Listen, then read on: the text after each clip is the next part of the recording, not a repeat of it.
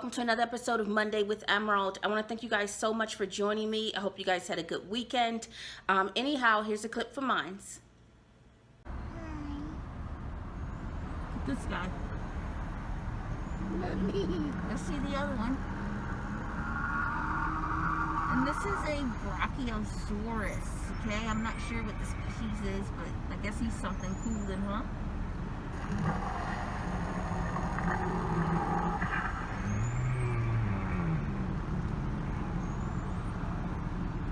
This was pretty smart, I guess, for the most part. There's a T-Rex. I'm a dinosaurus. T-Rex. You remember that, Mommy? Yeah. Dinosaur train. Mommy. Dinosaur train. Mommy. T-Rex. Mommy.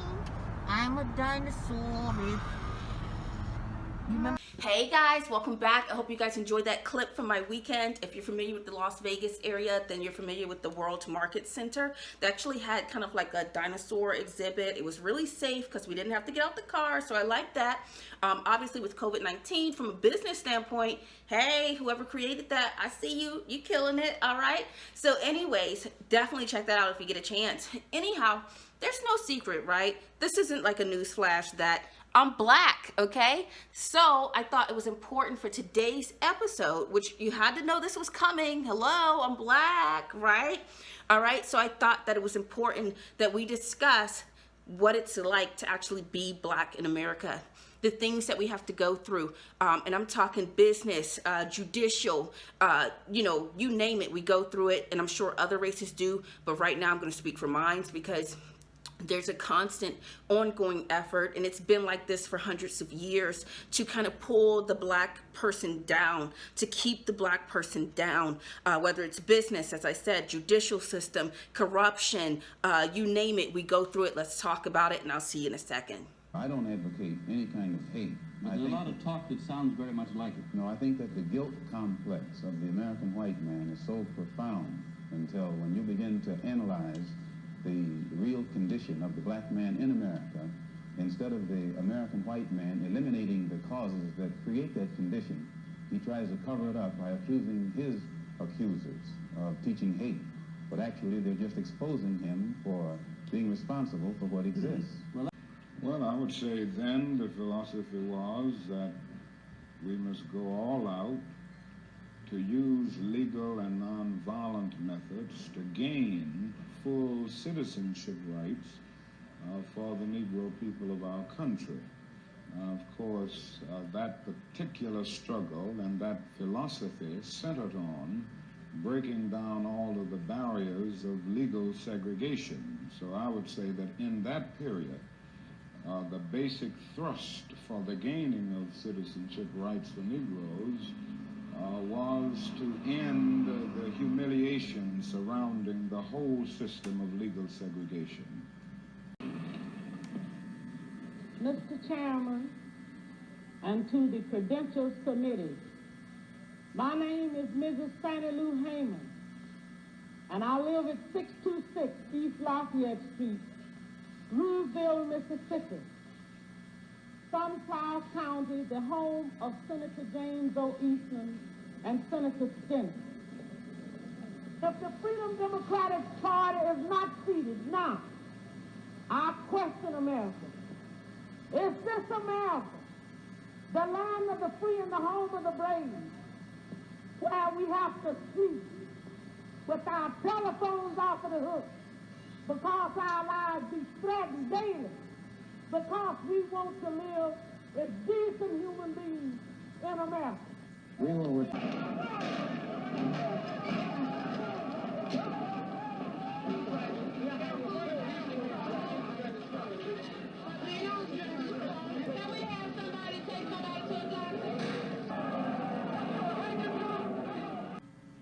He said, what do you mean? He said, yes, I have a hammer. I said, I mean, if you can't open the box, I can. And I'm going in the box. All right. He said, Miss Bradley, if you're that determined, I want you to go home and relax. He said, I'll go in the box and I will call you when I take the body out of the box. And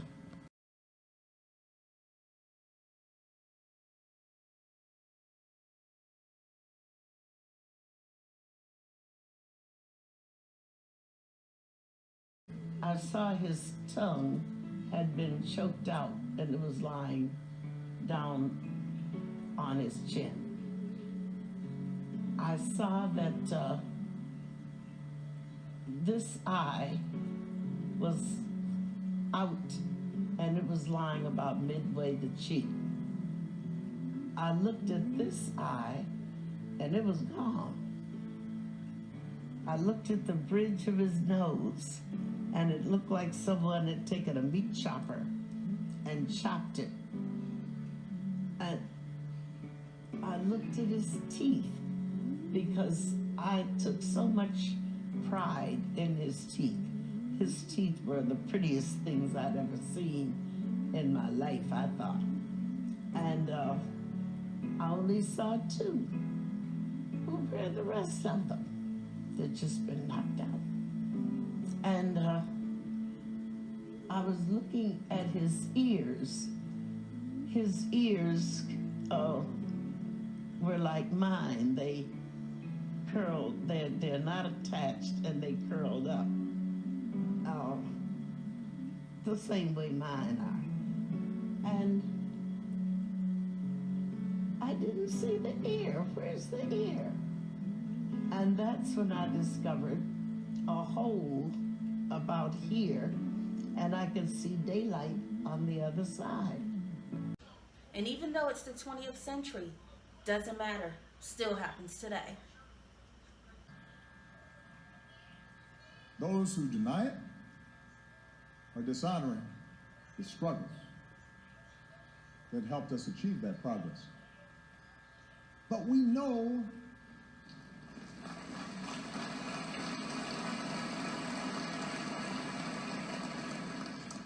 But America, we know the bias remains. We know it. Whether you are black or white or Hispanic or Asian or Native American or of Middle Eastern descent, we have all seen this bigotry in our own lives at some point. The Supreme Court justices just ordered Livingston County Judge Teresa Brennan to be removed from office immediately. We're going to go straight to the newsroom. 7 Action News reporter Jim Kurtzner has a closer look at the court's decision on this controversial judge. Jim. Yeah, Judge Teresa Brennan has been at the center of 2 cases with the Judicial Tenure Commission and a criminal case brought by the State Attorney General. In the order just issued, this is a unanimous decision by all 7 Michigan Supreme Court justices. Teresa Brennan is off the bench immediately, her pay eliminated. She's been on a suspension for the last year and was still getting paid $148,000 a year. She's also prohibited from serving as a judge for 6 years. That means she could run next year when her term expires, but now she can't serve even if she were elected. She's been accused of perjury, tampering with evidence in her own divorce case. She also failed to disclose an affair she had with a lead detective in a murder case in which the defendant was convicted in her court. She's also accused of ordering her court staff to do personal errands and do campaign work for her. Just this week, Brennan was ordered to stand trial on the same criminal charges: perjury, tampering with evidence, misconduct in office. In that case, she could be sentenced to 10 years in prison if convicted. Those in the charges, so he should have the right to speak. First of all, I'm extremely disappointed. This is a supreme failure on the part of the JIC. This complaint, my complaint, was filed in May. For this complaint to be heard in late November and Judge Watkins to continue to serve on the bench and receive a salary and benefits at taxpayers' expense is a sham. He should have been removed from the bench immediately, as he removed people from his courtroom immediately when he objected to their behavior. Judge Watkins, please turn and face me. I know some things that I don't think you guys know, and I want to share it with you because my level of outrage and frustration is at an all-time high. I don't even want to fucking be in this country no more. You understand what I'm saying? I just want to fucking leave. But I need to share this with you. Y'all know I'm a lawyer, I'm a former prosecutor, and I'm currently a defense attorney. I was a prosecutor in Manhattan New York City. So let me explain to you, because we are getting a lot of feedback about these grand juries that are not indicting these police officers, and you need to understand something. The first thing you need to understand is that a grand jury presentation is an ex parte proceeding. What does that mean, Ike? Don't talk that lawyer shit. Okay, ex parte means one-sided. That means that there's only one side being presented in the grand jury. There is nothing to controvert or contradict what the prosecutor is putting in a grand jury, unless a defendant chooses to exercise his right to testify in the grand jury. And even then, the defendant is allowed to come in with counsel, but you as an attorney, me as an attorney, when I escort clients into the grand jury, I am not even allowed to fucking speak. Do you hear me? I'm not allowed to say shit. If I want to confer with my client, because he might not be sure how to answer a question, we got to step outside and come back in. The grand jury, the entire presentation is controlled, is orchestrated by the prosecutor. The evidence that goes in, the witnesses that go in, how the evidence is presented, the spin. Prosecutors control the grand jury. There's no judicial oversight. Now, that's not till after you got an indictment. There's no judicial oversight about how the case is going to be presented, what witnesses are going to be presented, what charges are going to be presented. All of that is at the exclusive discretion of the prosecutor. Exclusive. If a prosecutor wants to get an indictment, bet your ass they will get it. They will get it, because that saying, it doesn't take anything to indict a ham sandwich, is fucking true. It doesn't take anything, and I'm a former prosecutor. 5 years, I indicted motherfuckers for 5 whole years. Okay? And I'm telling you, it don't take shit to do it. So the fact that Eric Garner, Tamir Rice, the most recent one, and all the others that have been down the line that have come back with what's called a no true bill, meaning that there is no indictment, meaning the case is over and the case is dismissed, that's orchestrated. Okay? Understand that shit. Know that that's orchestrated. Okay? A stop at this TCF bank prompted a racial discrimination lawsuit after a man claims he came in to make a deposit, but the transaction was denied and the police were called. To sum up what happened, the checks were 100% valid. I cannot believe that the bank did not know that or could not confirm that. They're a bank. Attorney Deborah Gordon says her client walked into TCF Bank to cash 3 settlement checks for a race discrimination lawsuit, but he didn't know he was walking into another legal dispute. In my opinion, there was something else going on, and what was going on is that my client was banking while black. Gordon says Centauri Thomas received the undisclosed settlement from his former employer, but when he went to this Livonia branch January 21st to deposit the funds, he was allegedly accused of check fraud and questioned by the police. Why are you calling the police? They thought he was engaged in fraud. That was the assumption that was reached. Okay, so let's ask ourselves why. Why was that the assumption or the conclusion? Gordon is telling CW50 a bank manager asked Thomas how did he get the money and told him the checks needed to be called in. Soon after, law enforcement arrived. It was just questioning the very fact that my client had this money. Why?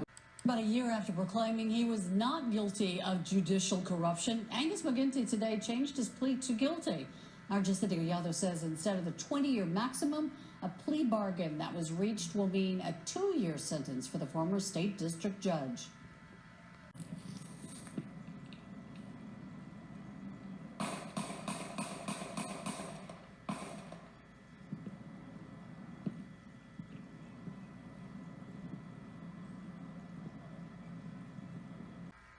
A terrifying moment at the IRS office. A taxpayer comes in to do some business and is confronted by the security guard who pulls his gun. But the taxpayer has a gun too because he's in uniform for his job as a deputy sheriff. Les Trent tells you what happened next. A sheriff's deputy stops by the IRS with a routine question about his taxes. He has no idea the terrifying standoff that's about to erupt. A security guard tells him he has to remove his gun. The deputy says he can't do that and walks away. That's when the guard pulls his weapon and aims it right at the deputy. I'm thinking, wow, this man's going to shoot me in my back. because I could hear the anger in his voice. An urgent call was placed to 911, but there's not one word that the guy they were concerned about was a deputy. We got a taxpayer at the IRS office that has a gun and he won't leave the premises. I work at the IRS, I'm IRS employee. What's he doing? He's got a gun and he won't leave. The deputy, Alan Gaston, does try to leave, but the guard blocks the elevator door. I asked him about 5 or 6 times, just move your foot so I can go. Nope, you're not going anywhere. Imagine their surprise when the Toledo, Ohio Police Department got there and realized the allegedly dangerous intruder was their colleague from the county sheriff's department.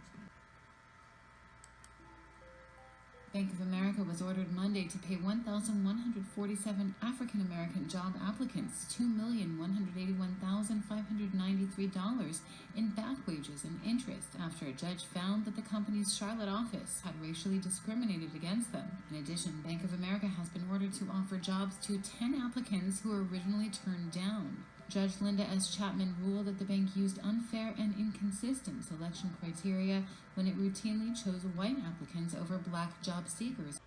And if you think that's something, just watch this. Officers are facing scrutiny for pulling over Aramis Ayala, who happens to be the first black state attorney elected in Florida history. This body camera footage posted by the Orlando Police Department is making the rounds on social media. This happened in June. Take a look.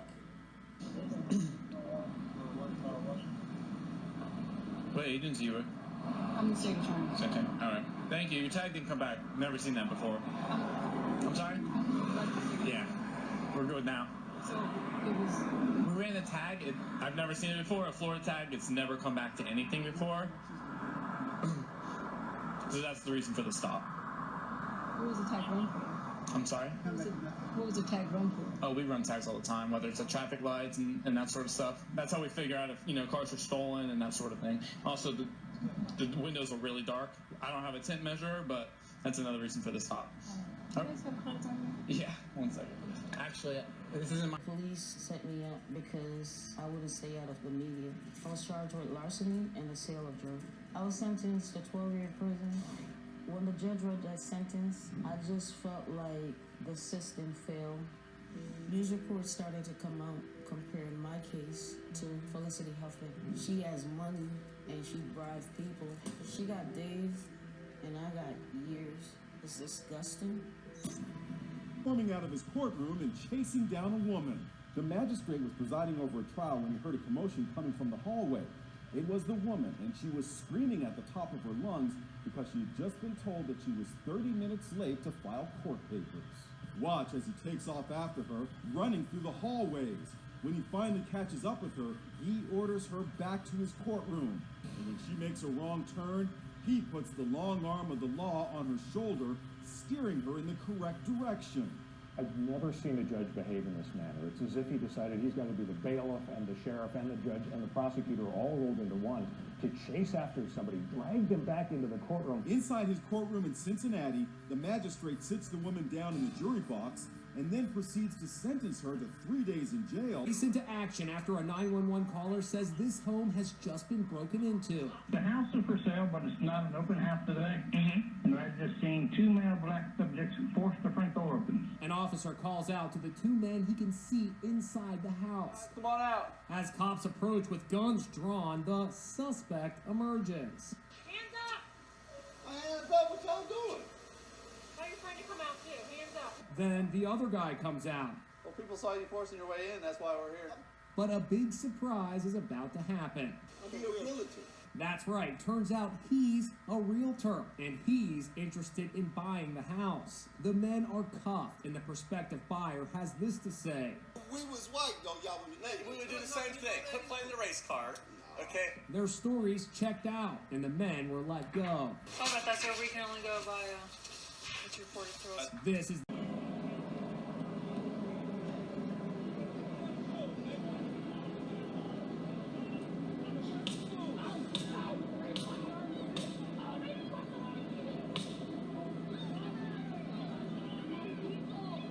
Guys, come to me right now. Come to me right now. Come to me right now. Come to me right now. Come to me. Come to me right now. This woman just got tased. Come to me right now.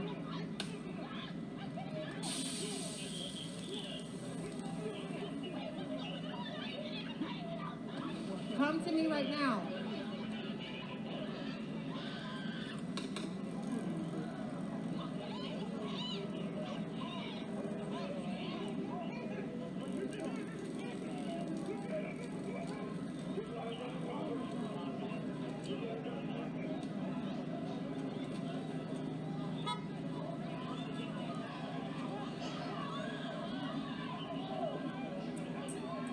Announce it.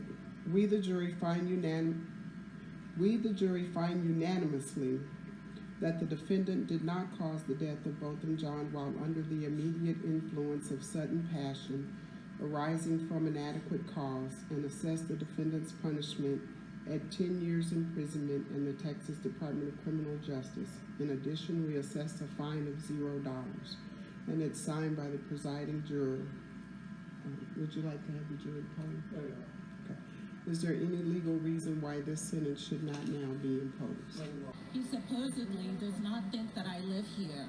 When Dr. Nene Aguacha returned home to her gated townhome community in Buckhead, she was met with an unexpected roadblock. This guy has been in front of my car now for the last 10-15 minutes. He didn't believe me. He kept on accusing me of trying to tailgate him. The exchange went on for about 30 minutes, despite repeated pleas for the man to move. He said, "You don't belong here." I told him, "This is where I live." I pointed it out to him. The man called police. When she arrived, the gentleman proceeded to say once again that I was trespassing and didn't belong on the property. And, I said, "Actually, sir, I do." And I used my gate clicker to click the gate open. The man allegedly told the officer he was trying to protect the community after a rash of HVAC robberies. But Dr. Aguacha thinks he was motivated by something else. I absolutely think it was racially motivated. What went through my mind was he could shoot me dead on the spot because he was trying to protect the neighborhood and the property. Remember just 2 months ago, this video went viral. 2 black men racially profiled at a Starbucks in Philly. Starbucks eventually reached a settlement with the men, but Dr. Aguacha says these incidents are more common than many people want to admit. People feel really emboldened these days to act upon their biases, their racist biases, and to do whatever they want to do because there are no repercussions.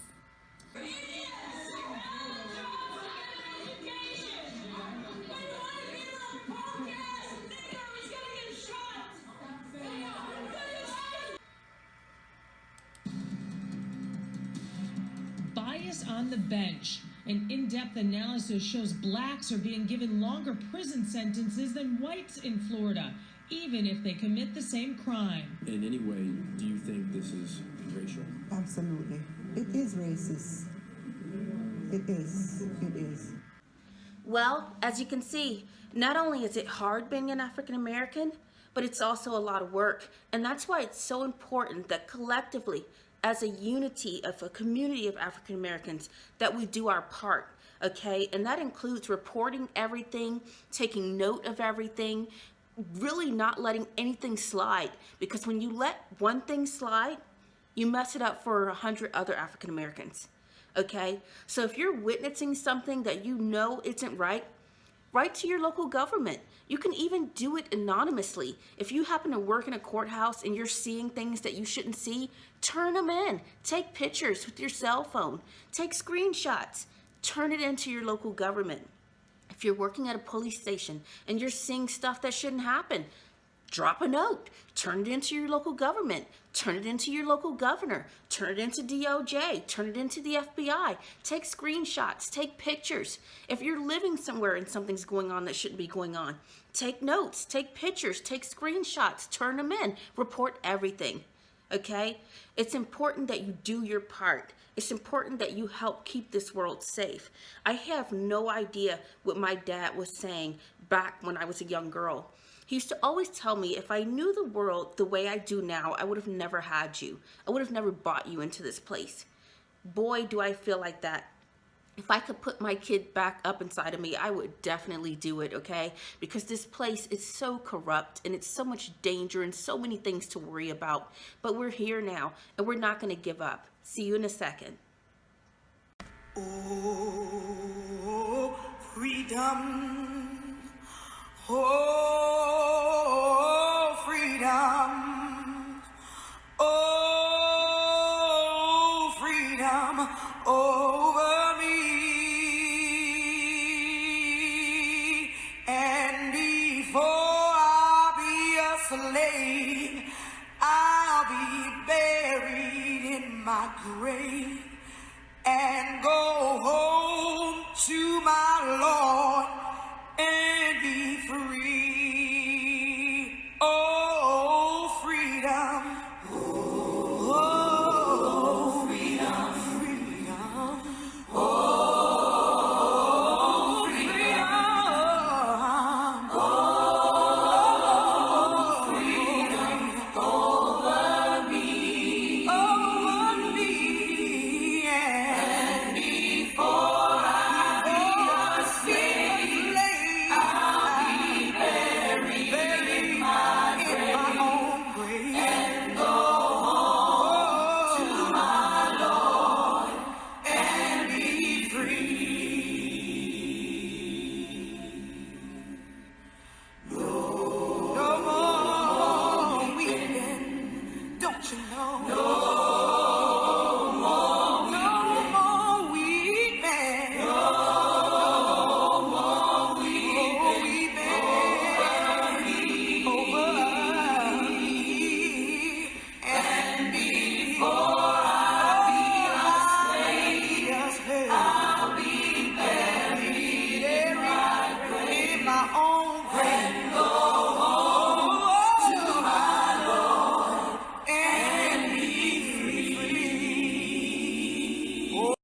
Hey guys, welcome back. I hope you guys enjoyed that. It was very empowering and enriching to kind of find out and see that you're not alone. We all go through it. It's just a part of, our culture as African Americans. It's something that we'll probably always go through, but it's important that we stick together. It's important that we do our part and make sure that we're combating prejudice, combating corruption, combating racism, and combating everything that needs to be combated. So make sure you're doing your part and holding it down. Anyhow, if you're watching this right now, go ahead and hit that subscribe button. Also hit the notification button just in case you forget that every Monday at 1 p.m. Pacific Coast time, a new episode is going to be aired. Also, subscribe to my website, theemeraldwilsonbey.com, and that's THE, emeraldwilsonbey.com. Also, sign up for the newsletter from my business, thewilsonbeygroup.com, and that's also THE. Also, I'm going to be launching a new magazine. I don't know if you guys are familiar with my current magazine, the Coast Elite magazine. I'm actually just finished having sort of like a powwow with my staff virtually, which sucks anyways. But we're going to be launching the Las Vegas Listener, okay? So stay tuned for that. I'm hoping to release the first issue in March. And just like with the Coast Elite magazine, we direct mail to every zip code in the city that we cover. So the Las Vegas Listener will cover also North Las Vegas. I'm not like discriminating between North and, all this kind of stuff. It'll be the whole Las Vegas. All right. It's called the Las Vegas Listener. All right. And so we'll be direct mailing to every zip code in the city of Las Vegas. All right. So definitely stay tuned for that. That's how you can stay up on current events and things that's going on in the city that people just don't know about and that they need to know about so they can actually take some initiative and come together to kind of, deal with things that shouldn't be going on. Anyhow, I had so much fun with you guys. I can't wait to show you guys next week's episode. So definitely have a good night and see you next time.